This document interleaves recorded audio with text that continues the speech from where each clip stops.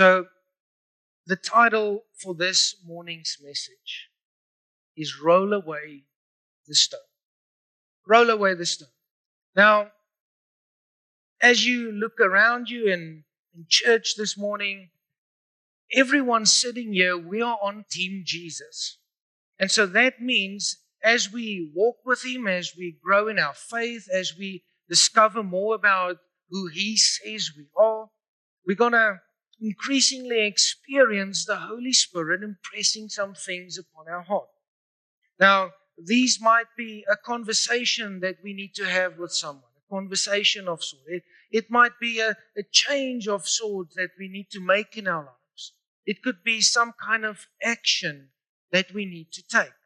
And sometimes when the Spirit impresses these things upon our hearts, it might feel to us as if God is expecting of us to do the impossible. It might feel that what it is that He's impressing upon your heart is way beyond your comfort zone, that it's hard, that it's something that you've never done before. And so consequently, we sometimes, because of those reasons, don't do what He has asked us to do. We don't do what it is that He has impressed on our hearts to do. Now, in the account of Lazarus, Jesus raising Lazarus from the dead, and we find that in John chapter 11, we read this account. But as we read this account, there's two sentences that we tend to brush over as we read this account. So much so that when we recount this piece of scriptures to other people, we tend to entirely skip these two sentences. And so our key scripture for this morning is going to be John chapter 11, verse 39 to 41. And we're just going to do some unpacking this morning and ask ourselves, what does this mean for you and for me in our lives in this day and age? So let's read that scripture. Roll the stone aside, Jesus told them. But Martha, the dead man's sister, protested. Lord, he has been dead for 4 days. The smell will be terrible. Jesus responded, didn't I tell you that you would see God's glory if you believe? So they rolled the stone aside. And so before Jesus raises Lazarus from the dead, He asks the disciples to roll away the stone. So at this stage, Lazarus has been dead for 4 days. And so humanly speaking, the situation was beyond hopeless. And so we see in this hopelessness, but just before the miracle, Jesus asks His disciples to roll away the stone. See, God often asks us to do something that's beyond our comfort zone. That's how we grow. He might ask us to do something that we've never done before. Something that seems hard to us. Something we don't understand. But He never asks us to do the impossible. That's where He comes in. He makes the impossible possible. And so He asks us to do what is possible and then trust Him with the rest. And so what we should do is we should be careful not to confuse comfort with our calling. See, because God wants us to grow. So He's going to call us to do the things that's beyond our comfort zone. That's how we grow. Look at the widow in 2 Kings chapter 4 who had a little oil. And the boy with the 5 loaves and the 2 fish in Matthew chapter 14. Both of them couldn't do much with the little that they had. But the little that they had, they entrusted to God. And He did the multiplication. You see, faith doesn't eliminate fear. Faith chooses obedience. Faith doesn't eliminate fear, it chooses obedience. And so sometimes the proverbial stone for us to roll away is that conversation that you know you must have, but you haven't had it yet. It's that prayer you know you should pray, but you haven't.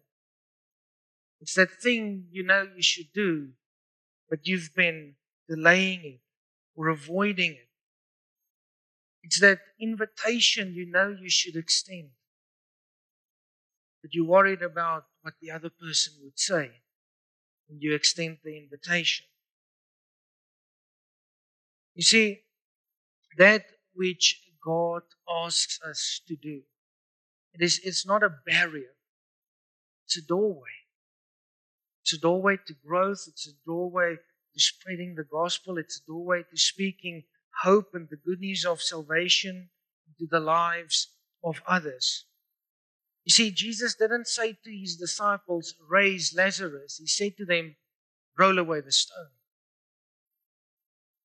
And so, for you and me, we should realize that our calling, what God calls us to do, since He is a holy God, what He calls us to do is a holy invitation.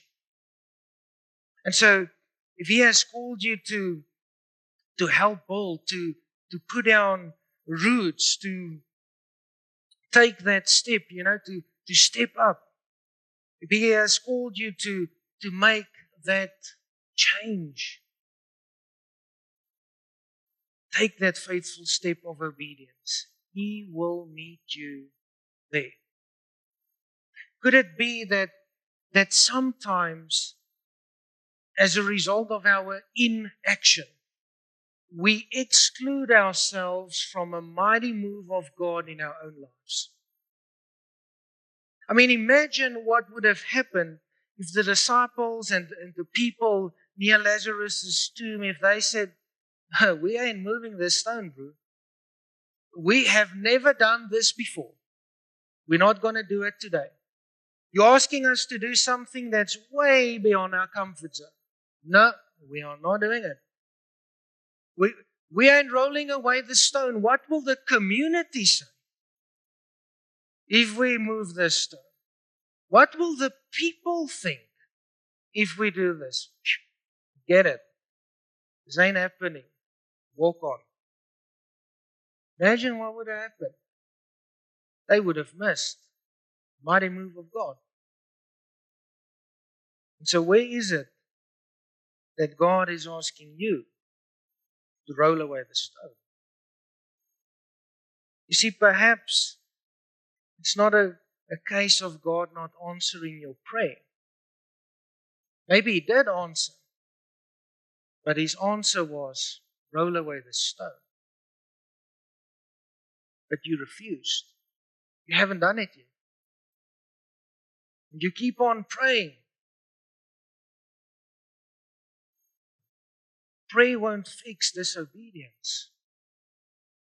Obedience fixes disobedience.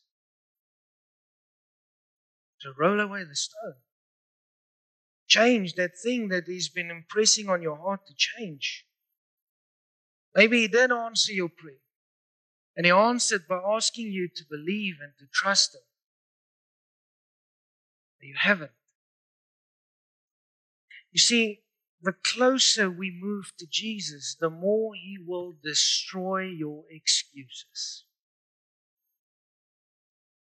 The less excuses you'll have to not do what He tells you to. The second sentence we tend to brush over is where Jesus says to Martha, didn't I tell you that you would see God's glory if you believe? So if we break this down, you will see, you believe. And so maybe I don't see God's hand move in my situation because I don't believe that He can move in this situation of mine. Maybe that's why I don't see Him at work, because I don't believe that that He can save my marriage or do this healing or bring that breakthrough. I'm so focused on why it's not possible and why it can't happen and won't happen. I don't see His hand move because I don't believe. You see, even though Martha didn't believe that Jesus could raise Lazarus from the dead, surely, at least by some extent, the disciples did, because otherwise they wouldn't have rolled away the stone.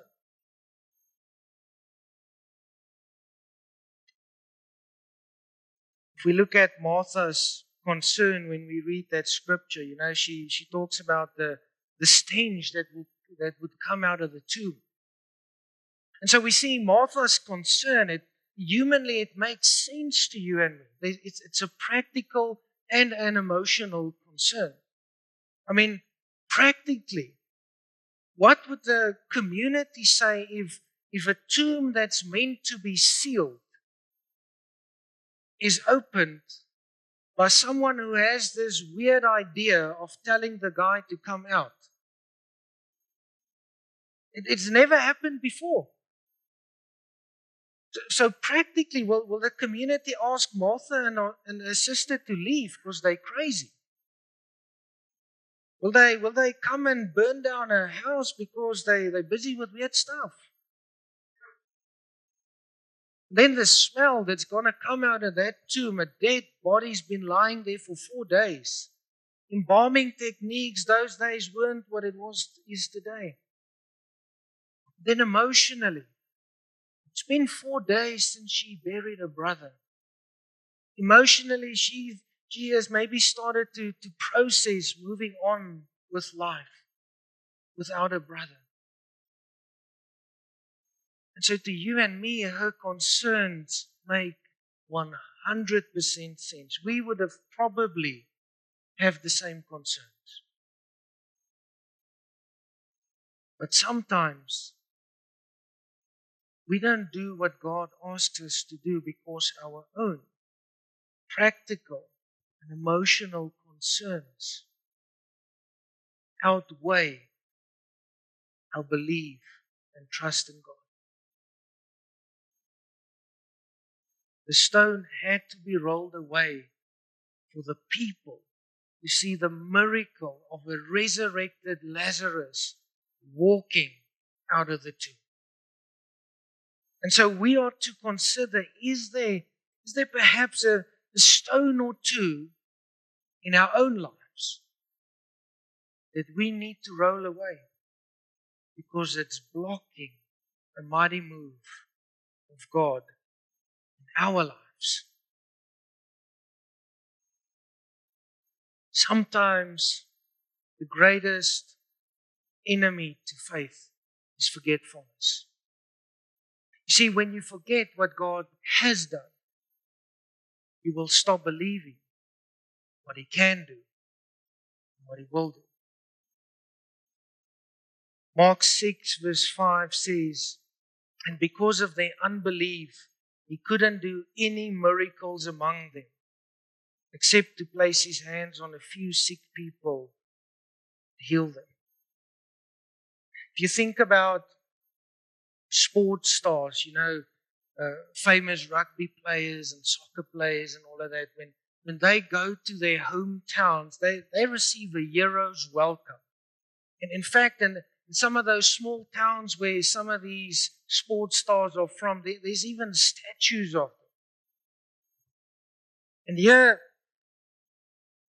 Jesus is and He goes to His hometown and they want Him gone. I mean, what would have happened if maybe, the dudes there in Nazareth were like, hey, that's my boy Jesus. I used to do carpentry with him. We need to used to play it down by the riverside and do hoist some clay lud and all of that. That's my boy Jesus. I know that guy. Hold my cup. I'm gonna go to him and then you check this move. None of that. None of that. Like, we want you gone. Because of their unbelief, couldn't do any miracles. So if you and I were to do a quick pulse check, as God asked you to do something, but you haven't, because you've convinced yourself it's not possible. As He asked you to do something, but you haven't, because you feel it's way beyond your comfort zone.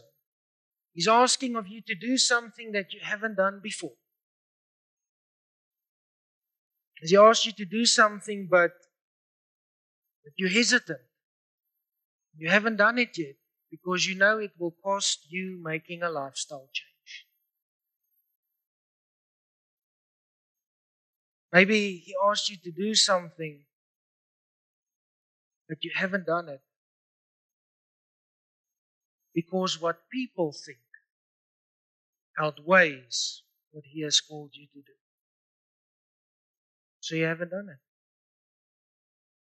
Maybe He's called you to do something, but you feel it's too small for you. It's beneath you. I'm a CEO in that international corporation. God, surely you made a mistake when you asked me to serve here. Do you know how high up I am in my company? And now for me to arrive early on a Sunday to help pack chairs? Hey, I'm supposed to be a main man. I'm in management. Maybe you run your own business and you earn some proper money. Like, Lord, I can't do this serving thing, staying after church and helping with whatever. You know how much I earn? It's beneath me. I can't serve. I'm not going to serve. Do you know how much I tithe? Aren't that enough? No, Lord. I'm not the serving kind. I'm the leading type. Put me in leadership, Lord, and you watch me shine. Serving, I'm one of the big guys in my company. I'm earning mega bucks. I'm a popular person. What will they say if they see me pick up papers? Not going to happen.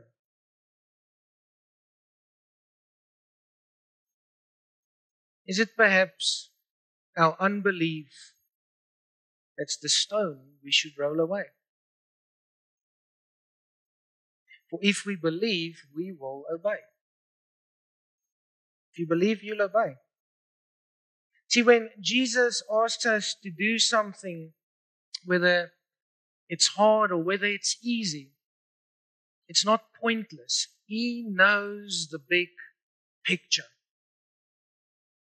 And our swift response will not only grow our faith, but it may lead others to Jesus too.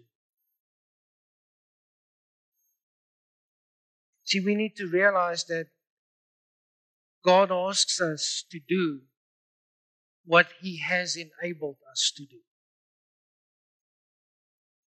That which He's impressing upon your heart, that which He has called you to do, that which He is asking you to do. He has given you the tools. He has enabled you to do it. So do it. Jesus doesn't ask us to do hard things to prove ourselves. He asks us to do what seems like hard things to us, as to grow our faith and spread the gospel.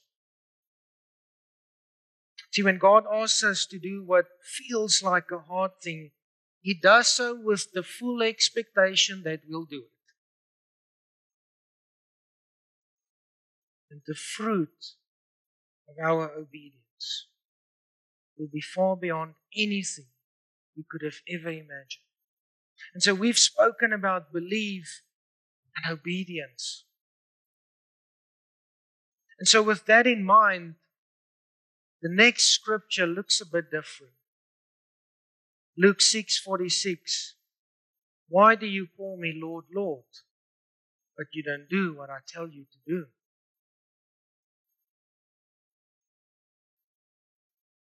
I'm king of your life until I ask you to do something. Until I ask you to serve or go pray or make that lifestyle change or turn from that sinful behavior. Until then, I'm Lord of your life. But not in those things. So, folk, practically for you and me, what does it look like in our lives to roll away that stone? So first of all, hear the message.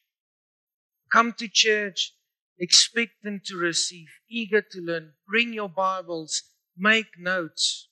In your day-to-day, pray, pray, and pray. In your life, chase after Jesus. Chase intimacy with Jesus. Chase that quiet yes to the Holy Spirit, even when no one sees. At the end of the day, it's not going to be about what you've built or what I've built.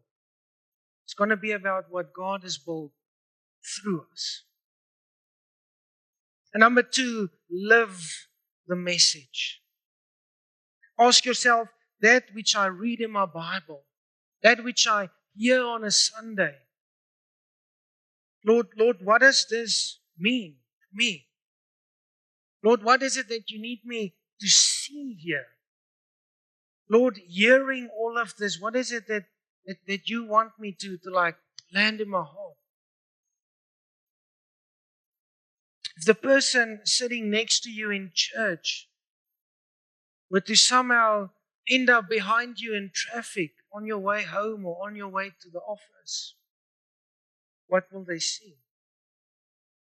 If somehow the person sitting next to you in church were to stand behind you in the queue at Checkers, when someone jumps the queue, what will they see? When the teller maybe rings that item twice, what will they see? If somehow the person sitting next to you in church were to see you at your place of work, what will they see? We are to live like the followers of Jesus that we say we are. Then number 3, consider your fellowship. Are these people in your circle speaking God's life-giving truth into your life? And are they challenging you to grow? What does the conversations look like? How often do you have conversations with that person who you know is not going to say to you what you want to hear, but what you need to hear?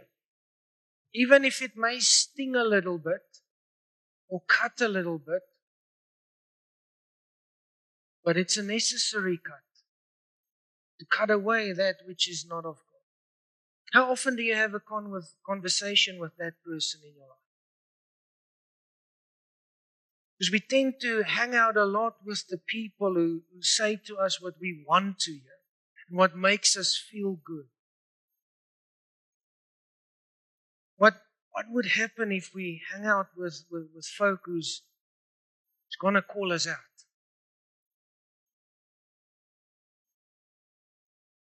Then the next one, serve. If you want to grow, you must serve. You see, it's in the serving that we mature. It's in the serving that we discover more about ourselves, more about our calling. It's often in serving that you discover your calling.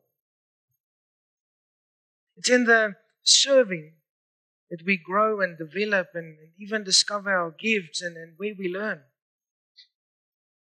Jesus tells this parable about a guy that goes away and he gives to 3 of his servants certain amount of talents, and then he comes back, and we all know that story. And in Matthew 25, verse 21, he says, "Well done, good and faithful servant." So note what he is not saying here. He's not saying, "Well done, good and faithful leader." He's not saying, "Well done, good and faithful complainer." He's not saying, "Well done, good and faithful stirrer and problem finder."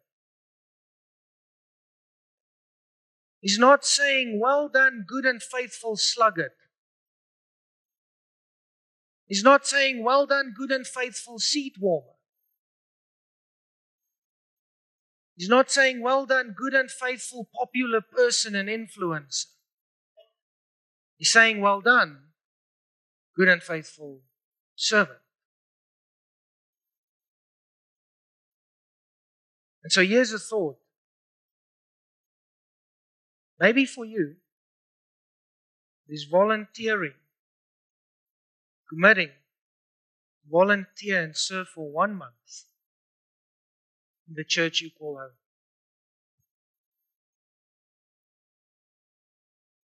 What if that's the 1 month that completely changes your life? What if? You've got nothing to lose. Maybe a bit of pride. You've got nothing to lose, but everything to gain. And then fail forward. Fail forward. Meaning, when we mess up, when we make mistakes, first of all, we're going to get right back up. We're going to learn from it. We're going to cast our eyes to heaven. We're going to repent. We're going to move forward. When you fail forward. And then share your faith. Tell others about Jesus. Who He is, what He has done for you, and what He can do for them. See, so often in sharing our testimonies, we not only remind ourselves of God's faithfulness in our own lives, and often give a fresh injection to our own faith. But as a result of sharing our testimony, you may lead someone to Jesus. Imagine if you share your testimony with someone this week, and next week, Sunday, that empty chair next to you, the person who you shared your testimony with, they're sitting there.